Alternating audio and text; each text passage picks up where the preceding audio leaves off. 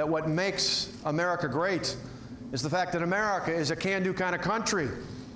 Unfortunately, we have a government in Washington that just can't quite seem to get the job done. You know, Washington, or as I call it, 68 square miles surrounded by reality. Well, the good news is it's not too late.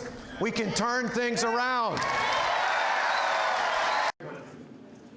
It's a great country. You know what? To do that, we need new, fresh leadership. Leadership with big, bold ideas from outside of Washington. The kind of leadership that knows how to get things done, like we've done here in Wisconsin.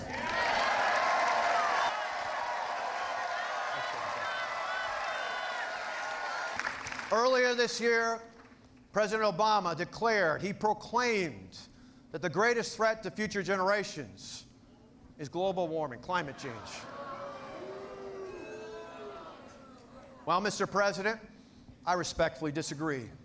The greatest threat to future generations is radical Islamic terrorism, and we need to do something about it. Who drew a line in the sand and allowed it to be crossed. A president who called. We can start by lifting the political restrictions on our military personnel already in Iraq and empower them to help our Kurd and Sunni allies reclaim the territory taken by ISIS, because you know what? On behalf of your children and mine, I'd rather take the fight to them instead of wait till they bring the fight to us.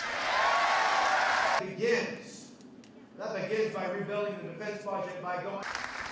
We need to stop the aggression of Russia into sovereign nations. You see, Putin believes in the old Lenin principle that you probe with bayonets. If you find mush, you push. Under Obama and Clinton, Putin has found a whole lot of mush over the last few years.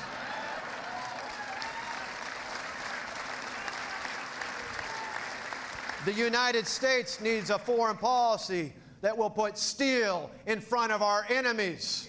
And win for you.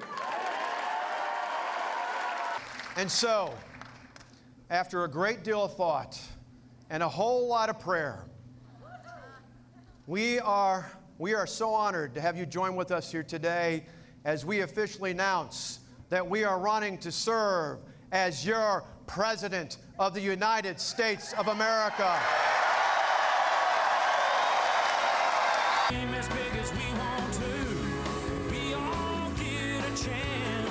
I'm here because the past 7 years have been a failed course for America. We were promised hope and change, and sadly I don't see the hope and change that my generation especially was promised. So I want a new course for America. It's a great country. You know what?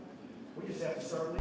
And I think he's going to listen before he speaks and think it through. And then when he makes up his mind, he's going to stay with it. He's not going to change if it becomes unpopular. And I think that's really his strength.